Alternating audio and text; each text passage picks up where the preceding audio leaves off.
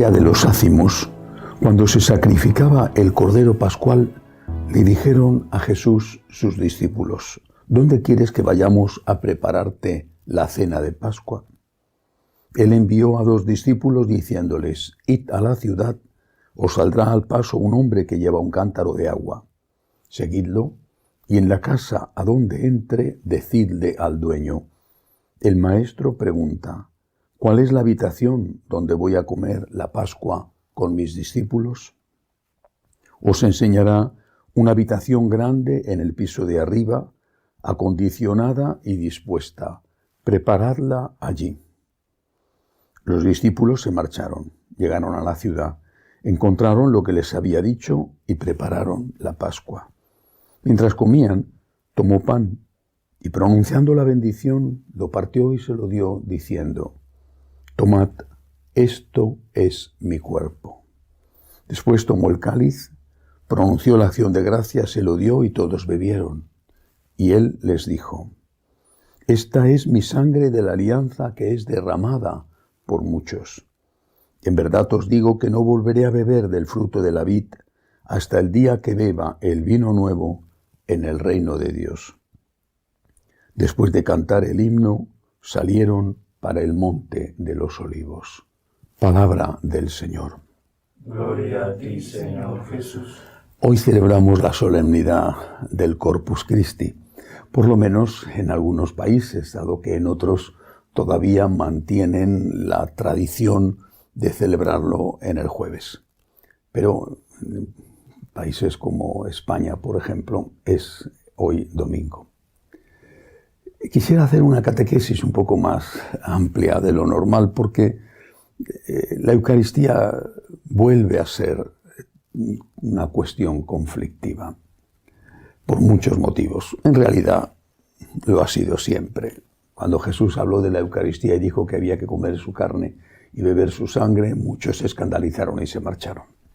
De ahí surge la pregunta de Jesús a San Pedro: ¿también vosotros queréis marcharos? Y la respuesta de San Pedro: ¿a dónde iremos, Señor? Solo tú tienes palabras de vida eterna.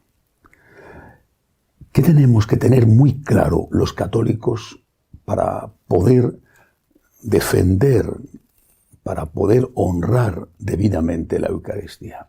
Lo primero, ¿quién es? No qué es, sino quién es. Lo segundo, ¿para qué existe la Eucaristía? Y lo tercero, ¿cómo responder? La Eucaristía no es una cosa, sino que es una persona. No es un qué, sino un quién. ¿Quién es la Eucaristía? No qué es la Eucaristía, sino quién es la Eucaristía. La Eucaristía es Jesús, Cristo, el Hijo de Dios, el Hijo de María, presencia real, auténtica. Está en la Eucaristía nuestro Señor. La Eucaristía, Cristo, presente en la Eucaristía realmente, no es un derecho, sino que es un don. Este es el punto de partida. Una persona que está ahí y se ha quedado ahí como un don. El acceso a la Eucaristía no es algo a lo que tengamos derecho. Nadie. Esta persona, Cristo, que se ha quedado ahí en la Eucaristía, como es un don, Él sí tiene derecho a poner condiciones. Si fuera un derecho comulgar, nadie podría ponernos esas condiciones. Pero como es un don que nos dan, un don inmerecido, el que da el don, el propio Cristo que se da a sí mismo, tiene derecho a poner condiciones. Y esas condiciones se entienden cuando comprendemos por qué Cristo ha decidido quedarse en la Eucaristía. Nuestro Señor se ha quedado en la Eucaristía por el mismo motivo por el cual nuestro Señor se hizo hombre. Por amor. Por amor. Está en la Eucaristía para ayudarnos. Está en la Eucaristía también porque nos necesita. Cuando uno ama a alguien, no solamente quiere el bien de esa persona, también necesita a esa persona. Un ejemplo claro son los padres. Quieren el bien de sus hijos, pero también necesitan el amor de sus hijos. Jesucristo está en la Eucaristía por amor a nosotros, pero también es un amor que reclama amor. ¿Cómo tenemos que responder nosotros ante la Eucaristía sabiendo esto? Es una persona, es un don y es un acto de amor de esa persona hacia nosotros. ¿Cómo tenemos que responder? Hace ya muchos años que vengo insistiendo inútilmente hasta ahora en la necesidad de no celebrar el día de Cáritas, la ayuda para las personas necesitadas, en el día del Corpus. No digo que no haya razones que avalen esta unión entre Cáritas y el Corpus, pero al final, en la práctica totalidad de las parroquias, el día del Corpus no se habla del Corpus, sino que se habla de los pobres. Y lo primero que nosotros tenemos que hacer ante la presencia real de Cristo en la Eucaristía es adorar y agradecer. Lo primero. Después habrá que hacer otra cosa, también. Pero lo primero, adorar y agradecer. Adorar porque es Cristo. Es realmente el Señor, es su presencia real. Adorar al Señor. Tratarle con el debido respeto. Agradecer al Señor que en su locura, entre comillas, en su locura infinita de amor, haya decidido quedarse en la Eucaristía para ser nuestro consuelo. Adorar y agradecer estando con Él, estando a su lado. Podemos imaginar dos enamorados que se dijeran y sintieran cariño el uno hacia el otro, pero que no pasarán tiempo juntos. Están muy ocupados, incluso trabajando por un futuro conjunto o por el bien de la familia, pero no pasan tiempo juntos. Sería necesario que además de ese trabajo pudieran estar un rato sentados tranquilamente, cogidos de la mano, viendo quizá una película en silencio o hablando, no solo trabajando. Podemos imaginar, por lo tanto, a católicos que dicen que quieren amar al Señor. Lo dicen. Hasta es posible que se lo crean. Y sin embargo no están tiempo con Jesús. Me resulta imposible de entender, simplemente. Es que no logro comprenderlo, no cabe en mi cabeza que haya gente que quiera comulgar sin poder comulgar